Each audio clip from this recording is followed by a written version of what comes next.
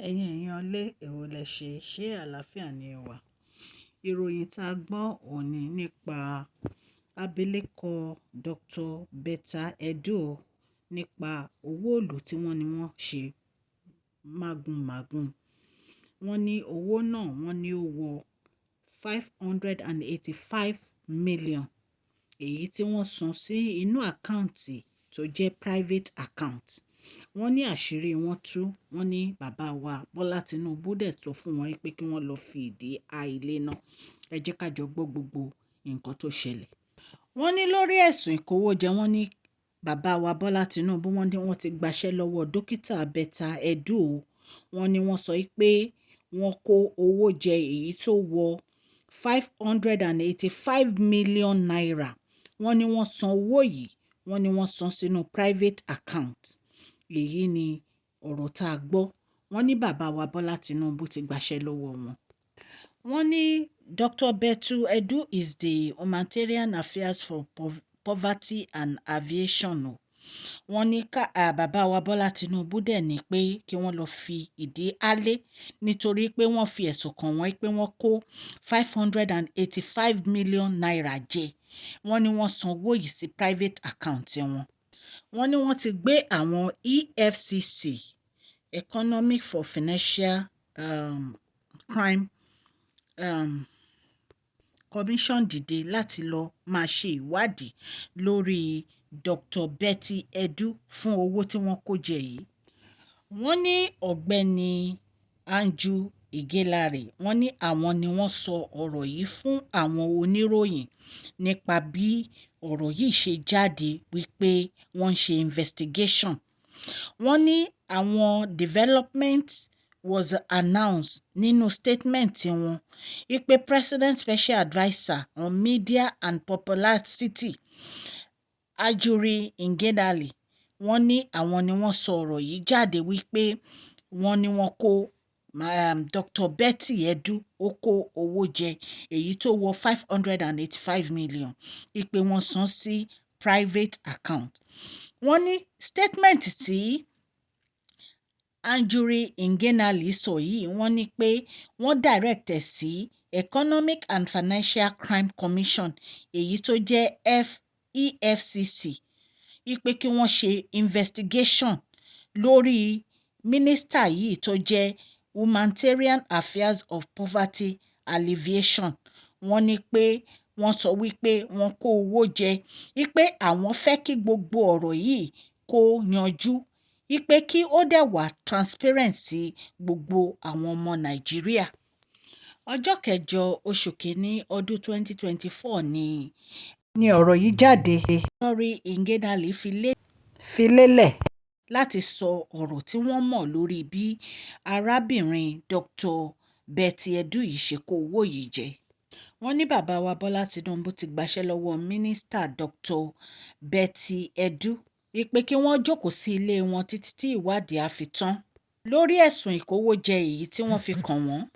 Wọ́n ní ìbámu pẹ̀lú ìpinnu ààrẹ bàbá wa Bọ́lá Tinubu láti rọ̀ mọ́ gbogbo ìwádìí èyí tí àwọn EFCC tí wọ́n ń ṣe ìwádìí lórí ọ̀rọ̀ owó tán kó jẹ and Financial Crime Commission tí wọ́n ń gbé ṣe lórí ẹ̀sùn tí wọ́n fi kan Dr. Betta Edu pẹ̀lú gbogbo owó tí wọ́n kó jẹ èyí tí wọ́n ní pé ó wọ 585 million naira, èyí tí wọ́n san sí private account sí wọn. Wọ́n ní àwọn ò dẹ̀ fẹ́ fi dúdú pe funfun, àwọn fẹ́ kí ọ̀rọ̀ yìí kó jẹ́ ọ̀rọ̀ tó jẹ́ pé ó máa hàn sí gbogbo ọmọ Nàìjíríà nípa ìwà èyí tí wọ́n bá lọ́wọ́ Dr. Betta Edu, èyí tó dẹ̀ jẹ́ pé àwọn Economic and Financial Crime Commission wọ́n ń ṣe ìwádìí lórí ìwà yìí.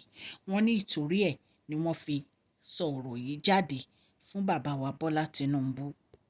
Wọ́n ní ààrẹ bàbá wa Bọ́lá Tinubu ti jáwèé gbélé ẹ̀ fún mínísítà Betta Edu nítorí pé wọ́n fẹ́ kí gbogbo ọmọ Nàìjíríà rí wípé àwọn ò ń ṣe ààrẹ tó jẹ́ pé ó faramọ́ ìwà jìbìtì àti kí èèyàn máa yíwèé àti kí èèyàn máa ṣe owó ìlú báṣabàṣa àti mágùnmágùn.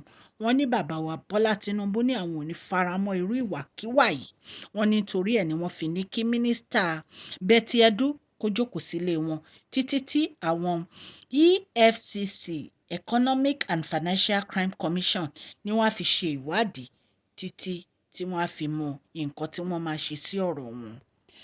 Bàbá wa Bọ́lá Tinubu sọ fún àwọn EFCC pé kí wọ́n wá iṣu dé ìdí kókò lórí ọ̀rọ̀ ìkówójẹ èyí tí Dr. Betta Edu kó jẹ o, wípé àwọn fẹ́ kí wọ́n tú ọ̀rọ̀ náà jáde bó ṣe yẹ àti bó ṣe rí, wípé àwọn fẹ́ mọ gbogbo ibi tí ọ̀rọ̀ náà wọlé sí.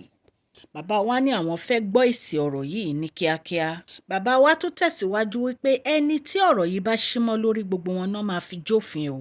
Bàbá wa Bọ́lá Tinubu ní wọ́n á rí pípọ́n ojú àwọn pẹ̀lú nítorí pé àwọn ò faramọ́ ìwà jìbìtì àti kí wọ́n máa yíwèé ní àsìkò títà wọn. Gbogbo àwọn ènìyàn wọn sọ̀rọ̀ nípa ìwà tí Dr. Betta Edu wò, wípé ìwà burúkú gbáà ni wọ́n wù, wípé ìgbà wo ni wọ́n dé orí oyè tí wọ́n ti bẹ̀rẹ̀ sí kówó jẹ, wípé kí ló dé tó jẹ́ pé gbogbo àwọn mínísítà, àwọn senate, àwọn oríṣiríṣi àwọn gọ́vnà, gbogbo wọn wà nídìí ìwà ìbàjẹ́ ká máa kówó mì ká máa kówó jẹ, wípé ọ̀rọ̀ yìí kò ń ṣe ọ̀rọ̀ tó dáa rárá. Wọ́n ní gbogbo ọmọ Nàìjíríà ló béèrè fún ìwádìí àti sẹ̀ríà tó tọ́ lórí ìwà tí Dr. Betta Edu wù lórí owó tí wọ́n kó jẹ 585 million naira. Ó lágbára o ẹ̀yin aráalé. Ẹ tún rí èyí báyìí bí bàbá wa ṣe ń dẹ́kun ìwà ìbàjẹ́, bẹ́ẹ̀ náà ni àwọn ìmíì ni wọ́n ń gbé tiwọn dìde láti kó gbogbo owó Nàìjíríà mìtàn. Ọlọ́run á máa ṣàánú wa nílẹ̀ yìí o. Ọ̀mọ̀wé Olúwatóyìnmídìn ló kọ lẹ́tà yìí jáde ní ọjọ́ mélòó kan sẹ́yìn, wípé ni wọ́n ní kí wọ́n ṣàlàyé bí 585 million naira bí ó ṣe wọlẹ̀. Wọ́n ní lẹ́tà tí wọ́n rí yìí òun ló dá wàhálà sílẹ̀ tó jẹ́ kí àwọn èèyàn bẹ̀rẹ̀ sí sọ̀rọ̀ lórí lẹ́tà tí wọ́n rí yìí. Wọ́n ní àwọn èèyàn ń béèrè pé báwo ni owó ńlá èyí tí ó jẹ́ owó ìjọba, báwo ni wọ́n ṣe tún máa san sínú àkáǹtì àdáni, wípé èyí ò bójúmu rárá. Wọ́n ní mínísítà yìí wọ́n ló fèsì wípé owó tó nìkan san sí àkáǹtì òṣìṣẹ́ àwọn yìí kì í ṣe láti kó jẹ rárá. Wọ́n ní àwọn fẹ́ san fún àwọn òṣìṣẹ́ ni, nítorí wípé wọ́n ní àwọn ìpínlẹ̀ 4 kan ni àwọn fẹ́ san owó yẹn fún. Ìpínlẹ̀ Ògùn wà lára wọn, ìpínlẹ̀ Èkó wà lára wọn, Akwa Ibom wà lára wọn àti Cross River. Wọ́n ní bí Minister Betta Edu ṣe sọ nìyẹn, wípé àwọn òkòwò yìí jẹ́ o, àwọn fẹ́ san sí àwọn ìpínlẹ̀ èyí tí mo sọ síta yìí fún yín ni. Ẹ̀yin èèyàn lé bí a ṣe gbọ́ lórí Mashola Gist TV nìyẹn o. Ọlọ́run Elédùmarè á ran gbogbo ọmọ Nàìjíríà rere lọ́wọ́. Ẹ ṣé.